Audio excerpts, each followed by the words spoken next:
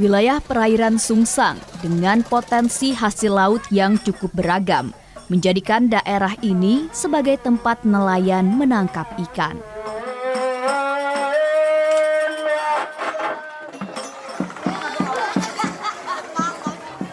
Ini didukung banyaknya kapal yang bertarung di tengah laut hanya untuk mendapatkan tangkapan yang cukup lumayan. Besarnya potensi ikan dan udang di perairan Sungsang mampu menghidupi para nelayan.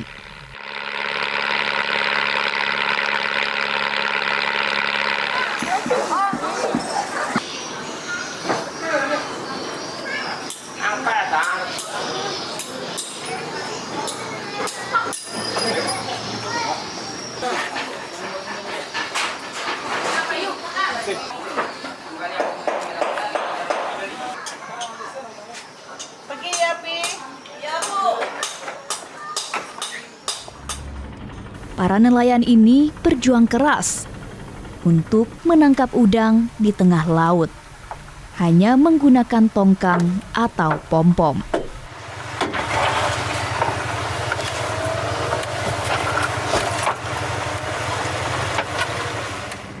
Sejak lama, Sungsang dikenal sebagai daerah penghasil terasi udang rebon, atau lebih dikenal oleh warga setempat dengan sebutan caluk.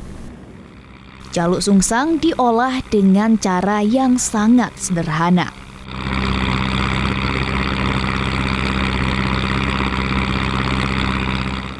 Keinginan ini bermula ketika ibu 4 anak ini ikut suaminya berdinas patroli di perairan Sungsang.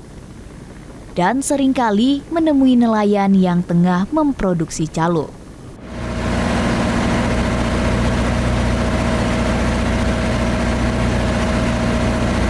Namun caluk ini tidak dijual di pasar Kabupaten Banyuasin maupun Kota Palembang.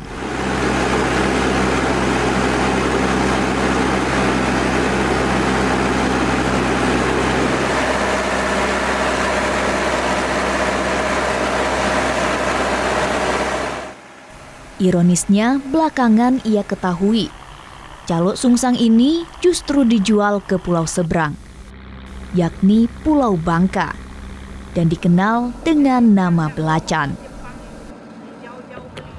Sebenarnya dulu tahun 95 sampai 98 itu saya ikut suami dinas di sini. Kemudian saya ikut suami patroli kan. Saya melihat ini terasi gitu kan. Naik speedboat kan, terus saya melihat ini apa gitu kan, terasi katanya gitu. Terus kemudian saya ke Palembang cari ini terasi, nggak ketemu, tidak ada kan.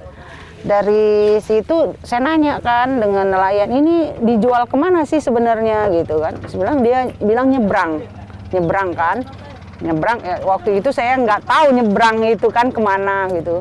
Tapi ini memang terasi enak karena ini murni udang, jadi udang sama garam aja. Waktu itu saya sempat kepikiran. Terus kemudian suami pindah dinas, saya terus kepikiran. Akhirnya saya kembali lagi ke sini. Saya ini ke nelayan itu bilang, saya mau memasarkan terasi ini, tapi dengan syarat. Waktu itu nelayan di sini semua pakai pewarna yang pewarna mengandung bahan kimia itu. Jadi waktu itu saya sosialisasi ke masyarakat nelayan supaya jangan memakai bahan kimia karena sangat berbahaya untuk kesehatan.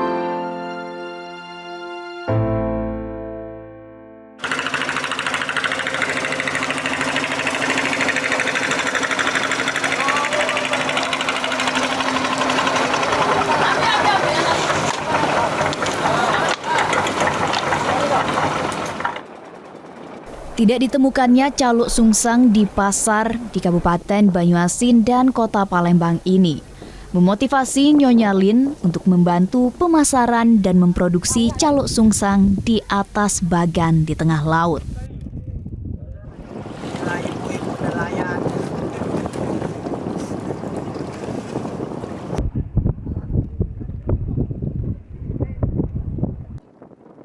Nyonya Lin turut serta melaut bersama nelayan ke bagan di tengah laut, di wilayah perairan sungai yang berada di perbatasan Kabupaten Banyuasin dan Pulau Bangka ini.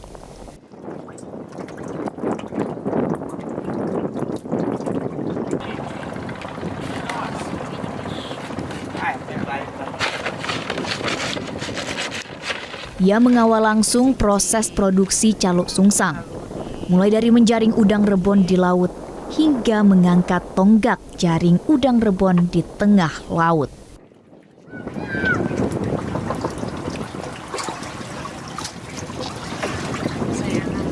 Kalau yang ini enggak, Kak ya?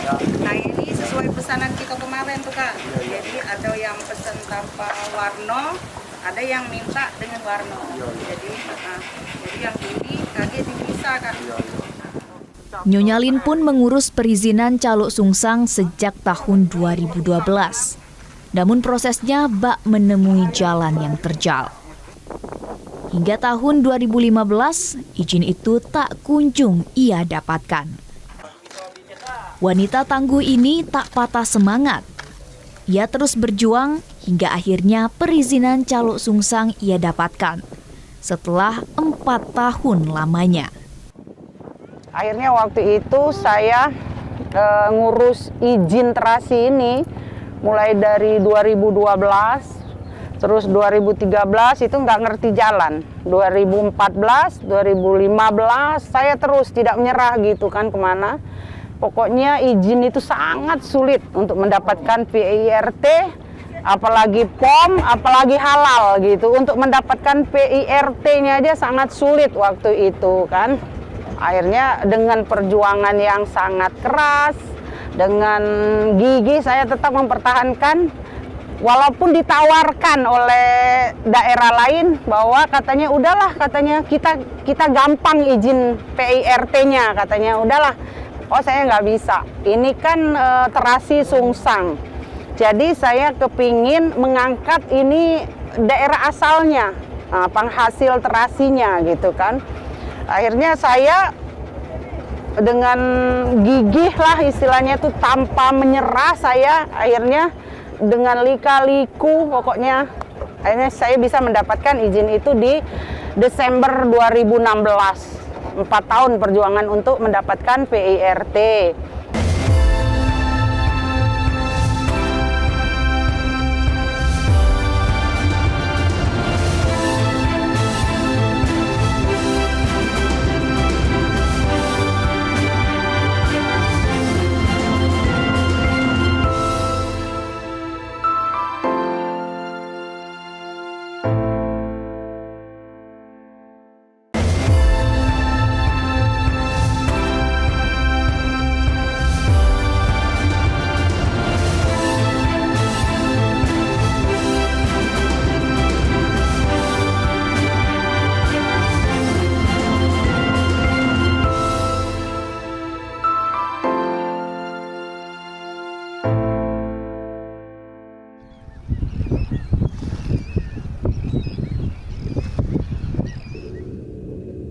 Proses pembuatan caluk sangat bergantung pada cuaca.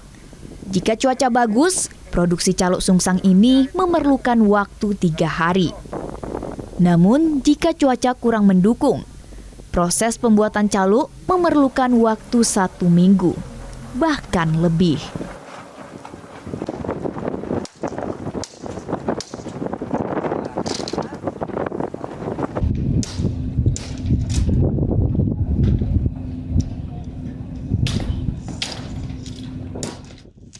Proses ini tidak dapat dilakukan sepanjang tahun, karena menurut nelayan, udang rebon hanya dapat dipanen mulai bulan Agustus hingga bulan April.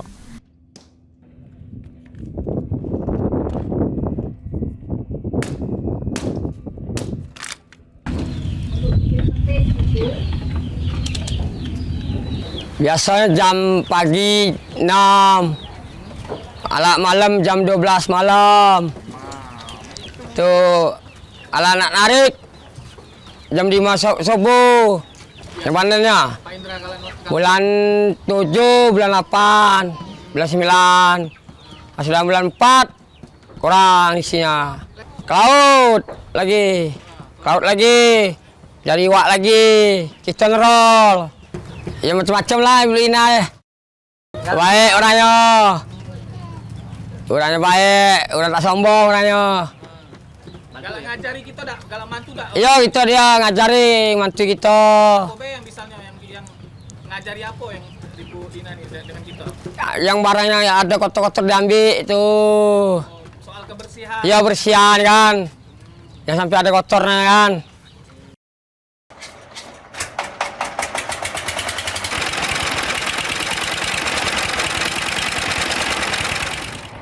Dalam sekali mengangkat jaring, nelayan dapat memanen biota laut 1 keranjang atau kurang lebih 30 kg.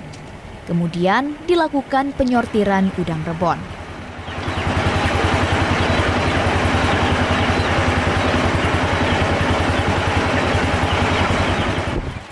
Setelah dijemur, dilakukan penggilingan untuk mendapatkan bahan calo setengah jadi. Di hari berikutnya dilakukan penjemuran kembali dan kemudian dilakukan penggilingan serta didiamkan pada malam harinya. Esok harinya calo ini sudah jadi dan dijemur kembali agar mendapatkan hasil yang maksimal.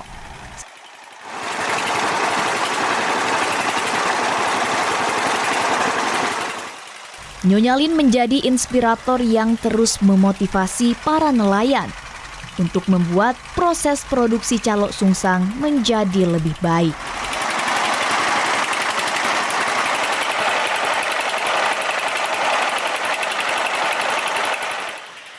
Nyonya Lin bak sosok ibu yang mengayomi para nelayan sungsang.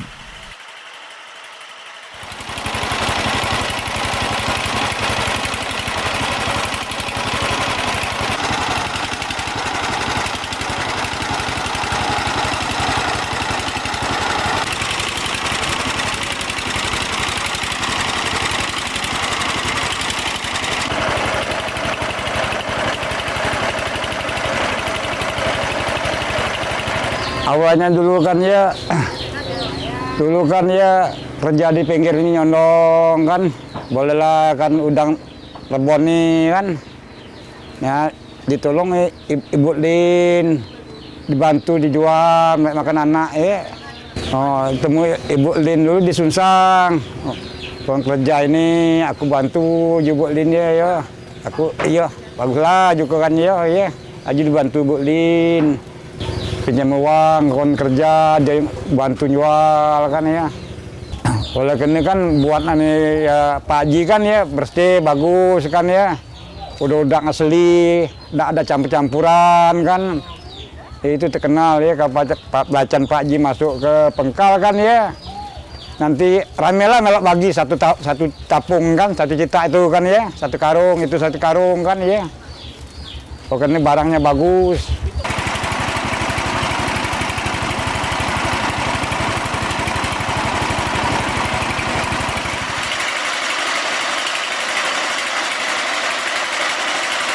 Kita campakkan dulu tunggu ini kan di laut kan, kita pasang kan.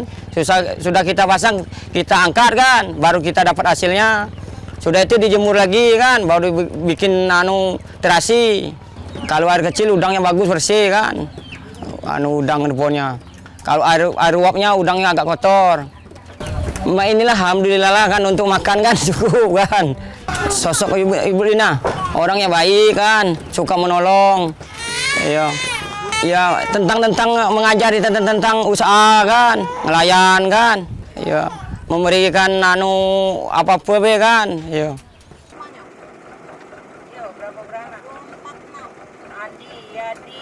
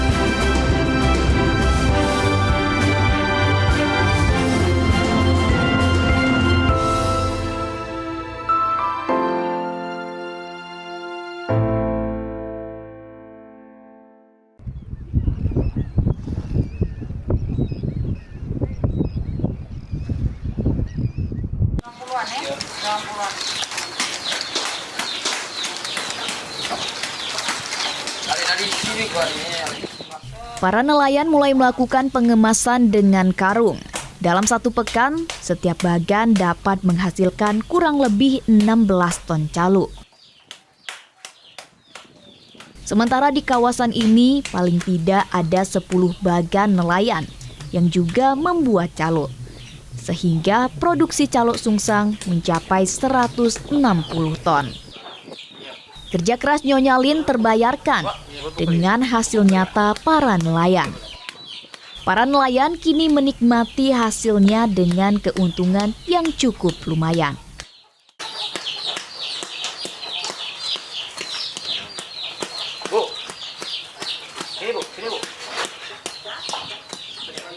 Selain dipasarkan ke Pulau Bangka, calo sungsang ini juga dipasarkan lebih luas oleh Nyonya Lin. 30.000 ya.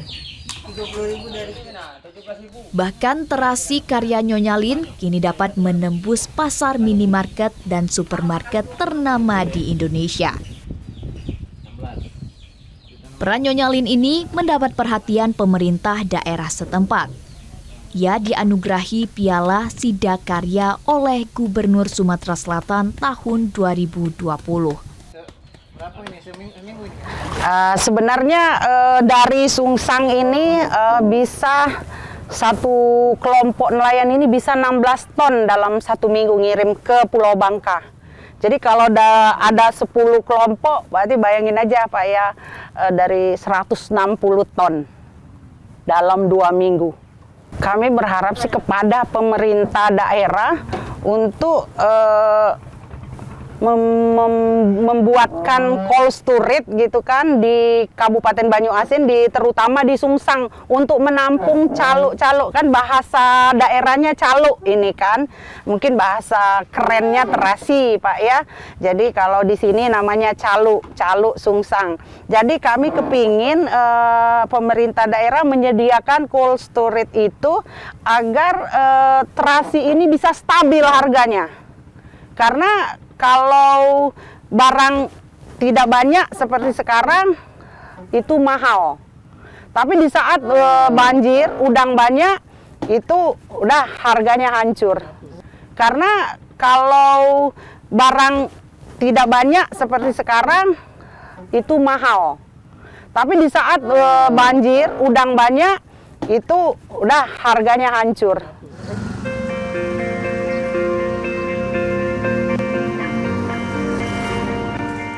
Ia juga diminta menjadi narasumber oleh dinas dan stakeholder terkait untuk membina UMKM di Banyuasin dan Sumatera Selatan pada umumnya.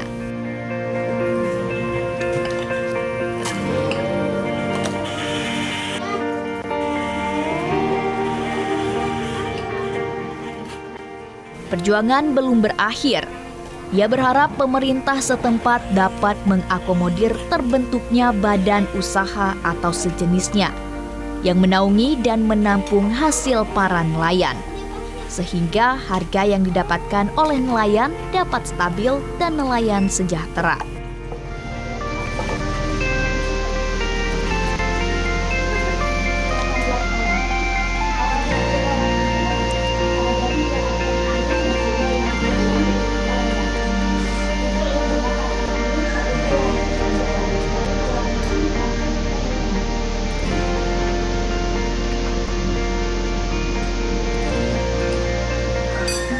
Perjuangan tanpa menyerah adalah modal keberhasilan suatu tujuan yang hendak dicapai Nyonya Lin.